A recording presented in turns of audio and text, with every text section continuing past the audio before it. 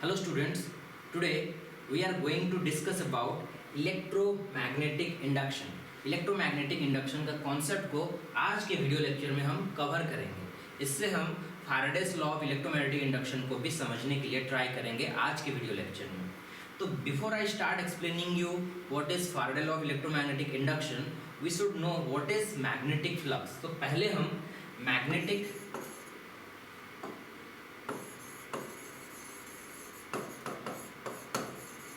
Flux का जो concept है उसे ट्राई करेंगे समझने के लिए कि व्हाट इज मैग्नेटिक फ्लक्स। देखो, magnetic flux is nothing but the number of magnetic lines passing perpendicular to a given surface. तो पहले एक सरफेस हमको चाहिए।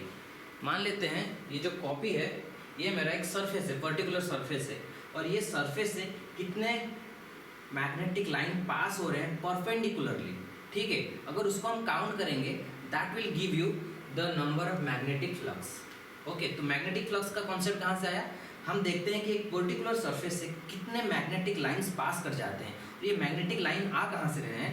तुमको पता है कि अगर मेरे पास north pole and south pole होता है तो नॉर्थ से साउथ मैग्नेटिक लाइंस मूव करते हैं। तो मान लेते हैं कि यहाँ पे नॉर्थ पोल है और यहाँ पे हमारा साउथ पोल है, in between their is a surface. अब नॉर्थ से साउथ जो है वो मैग्नेटिक लाइन तो जाएंगे, तो जाते टाइम क्या होंगे, कितने मैग्नेटिक लाइंस मेरे ये सरफेस से परपेंडिकुलर करते हुए मूव कर गए, उसको अगर हम काउंट करेंगे that will give you the flux, magnetic flux. तो अभी मान लेते हैं कि ये मेरा एक सरफेस है, ठीक है, ये सरफेस से कितने नंबर ऑफ लाइंस पास कर रहे हैं, मैग्नेटिक लाइन पास कर रहे हैं perpendicularly, that will give you magnetic flux. और ये मैग्नेटिक फ्लक्स होता है, इसका जो सिंबल होता है वो फाई होता है, और यहाँ पे सबस्क्रिप्ट के हिसाब से बी लिखते हैं to indicate it is magnetic flux, not electric flux. Okay, ये मैग्नेटिक फ्लक्स है, उसको इंडिकेट करने के लिए यहाँ पे बी लिखा जाता है, और ये फाई इंडिकेट करता है फ्लक्स को। फ्लक्स का मतलब ही होता है फ्लो। ठीक है, तो अगर मैं यहाँ पे मैग्नेटिक लाइंस को रिप्रेजेंट करूँ ऐसे, ये जो लाइंस हैं इनको मैं मैग्नेटिक लाइंस बोल रहा हूँ। तो मुझे बताओ कि ये जो सरफेस है इससे कितने लाइन पास कर रहे हैं इस टाइम परपेंडिकुलरली। ये सरफेस हो गया और यहाँ से देखो 3 ठो लाइन मेरा पास हो रहे हैं सरफेस से। तो मैं बोल सकता हूँ जितने लाइंस मेरे सरफेस को परपेंडिकुलर करके पास कर रहे हैं उसी को मैं मैग्नेटिक फ्लक्स बोलता हूँ। तो यहाँ पे जो मैग्नेटिक फ्लक्स है फाई, वो बेसिकली 3 है, ऐसे बोल सकता हूँ। ठीक है, क्योंकि there are 3 number of line passing perpendicular to the given surface. Okay, अब थोड़ा सोचो कि अगर मेरा यहाँ पे भी मैग्नेटिक लाइंस हैं, ठीक है, यहाँ पे भी मैग्नेटिक लाइंस हैं, लेकिन ये मैग्नेटिक लाइंस सरफेस से पास नहीं कर रहे हैं, तो इनको हम कैलकुलेशन में नहीं लेंगे। अब अगर हम चाहते हैं कि ये जो लाइन्स है ये भी मेरे मैग्नेटिक लाइंस जो हैं वो भी सरफेस से होते हुए पास कर जाएं, तो इसलिए मुझे क्या करना पड़ेगा, मैग्नेटिक फील्ड का जो स्ट्रेंथ है उसको बढ़ाना पड़ेगा। You need to use a stronger magnet. अगर तुम स्ट्रॉन्गर मैग्नेट यूज करोगे तो ये जो मैग्नेटिक लाइंस हैं वो पास आ जाएंगे। ठीक है, तो मैग्नेटिक फील्ड को रिप्रेजेंट किया जाता है लाइंस से, और जब लाइंस पास होते हैं हम बोलते हैं कि मैग्नेटिक फील्ड अभी स्ट्रॉन्ग है। अगर मैग्नेटिक लाइंस दूर है एक दूसरे से तो तब हम बोलेंगे कि जो मैग्नेटिक फील्ड है वो वीक फील्ड है। 2 टाइप के फील्ड होते हैं, एक वीक फील्ड, दूसरा स्ट्रॉन्ग फील्ड। तो फील्ड स्ट्रॉन्ग है कि नहीं कैसे पता करोगे? अगर मैग्नेटिक लाइन पास होंगे तो हम बोल देंगे कि अभी मेरा मैग्नेटिक फील्ड स्ट्रॉन्ग है। अगर मैग्नेटिक लाइन्स दूर होंगे तो हम बोलेंगे कि मेरा जो मैग्नेटिक फील्ड है वो एक वीक फील्ड है। तो ये वाले केस में क्या था कि मेरा मैग्नेटिक फील्ड वीक था, मैं अभी एक स्ट्रॉन्गर फील्ड यूज करूंगा। तो जैसे स्ट्रॉन्गर फील्ड यूज करूंगा ये जो मैग्नेटिक लाइंस बाहर हैं वो और पास आ जाएंगे एक दूसरे के। तो इससे क्या होगा, देखो मैं वही सेम सरफेस यूज कर रहा हूँ, लेकिन इस बार सरफेस से कितने लाइन पास करेंगे? पहले से तो 3 ठो लाइन पास कर रहे थे, अभी ये लाइन भी थोड़ा पास चला जाएगा, तो ये लाइन भी क्या होगा, सरफेस से होते हुए पास कर जाएगा। समझ में आ रहा है? तो because I am using stronger magnetic field, मतलब मैंने बी को बढ़ा दिया। ये वाले सेकेंड केस में मैंने बी को बढ़ाया है। बी मतलब क्या है, मैग्नेटिक फील्ड, मैंने बी को बढ़ा दिया है इस वाले केस में। तो जैसे मैंने मैग्नेटिक फील्ड को बढ़ाया, जो मैग्नेटिक लाइंस थे वो पास आ गए। तो जैसे ही मैग्नेटिक लाइन मेरे पास आ गए, सरफेस से कितने लाइन पास कर रहे थे वो बढ़ गया, वो इंक्रीज कर गया। ऑब्वियसली इस केस में 3 ठो लाइन पास कर रहे थे, जैसे ही मैंने मैग्नेटिक फील्ड को इंक्रीज कर लिया या तो मैंने स्ट्रॉन्गर मैग्नेट यूज किया, तो मेरा क्या हुआ कि ये जो नीचे में भी मैग्नेटिक लाइंस थे वो भी सरफेस से होते हुए गए, क्योंकि मैग्नेटिक लाइन सारे पास पास चले आए। तो इससे क्या हो गया, इस वाले केस में मेरा जो फ्लक्स है वो इंक्रीज कर गया। देख सकते हो अभी सरफेस से कितने लाइन पास कर रहे हैं, 3 4 5, 5 लाइन पास कर रहे हैं। तो मतलब ये वाले केस में मेरा ज़्यादा फ्लक्स है as compare to previous case. ऐसा क्यों हो रहा है, क्योंकि मैंने मैग्नेटिक फील्ड का स्ट्रेंथ को इंक्रीज कर लिया। तो ऐसे क्या पता चल रहा है कि जो फ्लक्स है वो डायरेक्टली प्रोपोर्शनल है बी से।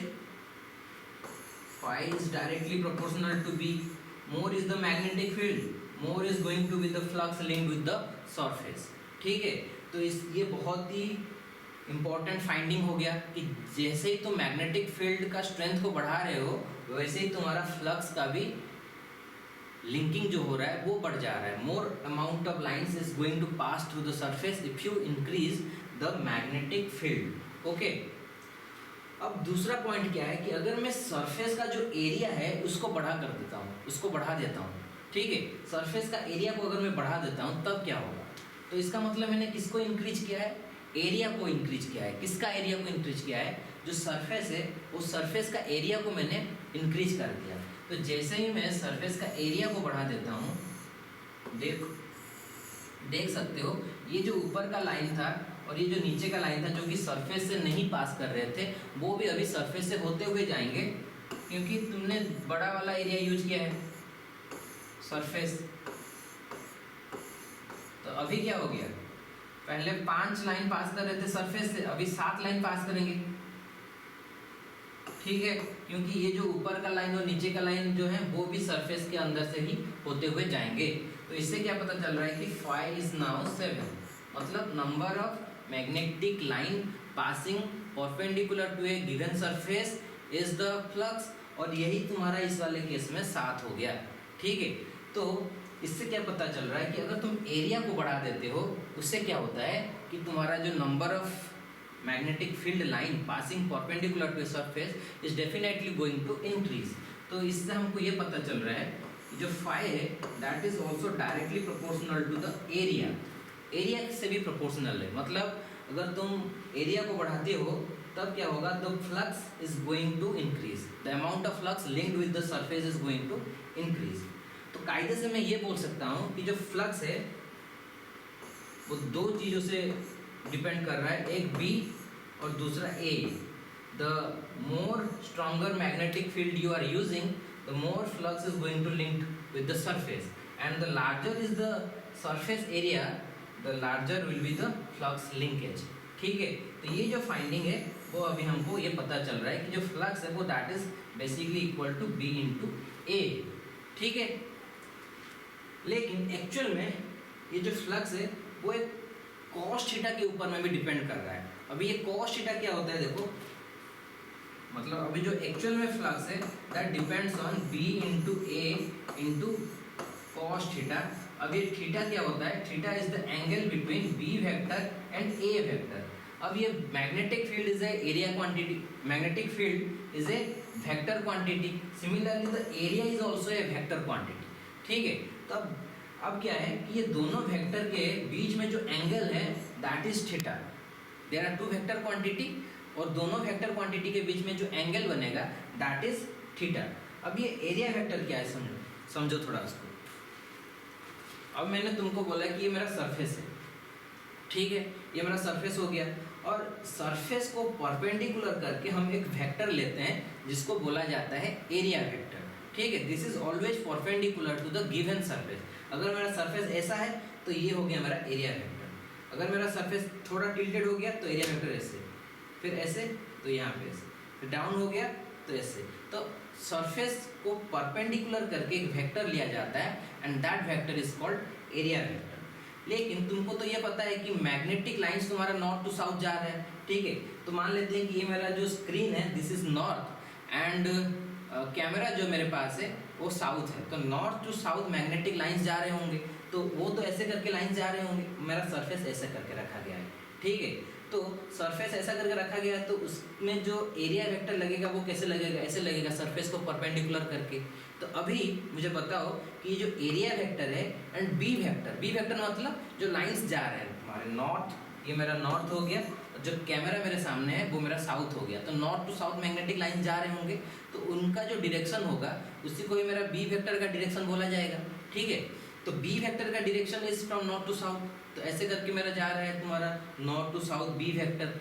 एंड एरिया वेक्टर का डायरेक्शन कैसे रहेगा, perpendicular to the given surface, तो मेरा ये सरफेस हो गया और उसको परपेंडिकुलर करके मेरा एरिया वेक्टर रहा। तो इस केस में area vector and B vector के बीच में कोई भी एंगल नहीं है, तो उस केस में क्या होगा, B vector and A vector के बीच में जो है कोई भी एंगल नहीं है, तो मैं बोल दूंगा कि थीटा उस केस में मेरा 0 होगा। और थीटा 0 तो कॉस थीटा क्या होगा 1 होगा, तो उस केस में मैक्सिमम